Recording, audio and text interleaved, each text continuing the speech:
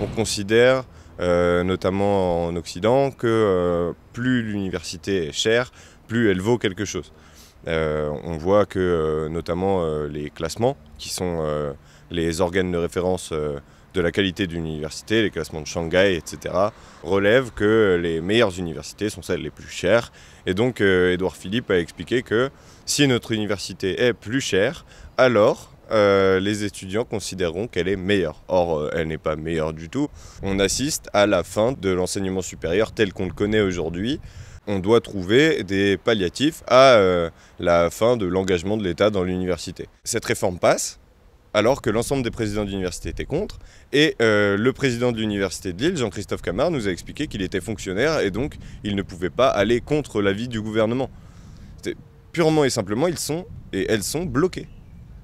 Et l'université est en train de mourir sous nos yeux, tel le Titanic qui prend l'iceberg, et demain, il n'y aura plus l'université telle qu'on la connaît.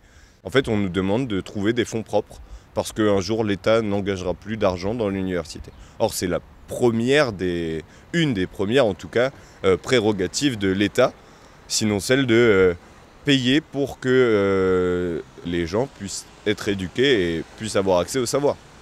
Cette mesure, purement et simplement raciste, puisqu'on fait payer plus cher à des personnes qui ne sont pas nées en France ou en Europe, et elles n'ont pas choisi, pour avoir accès à un savoir censé être le savoir. On est censé éduquer la population, d'où qu'elle vienne et quelle qu'elle soit, pour pouvoir donner ses armes. On dit le savoir est une arme, proprement dans l'enseignement supérieur, ça se traduit par là. L'objectif, c'est d'éduquer la population pour pouvoir nous faire grandir et d'autre part nous émanciper. Et on parle de l'autonomie de l'université et de l'émancipation qu'elle provoque face aux gouvernants différents. Et ben, cette émancipation, elle est morte.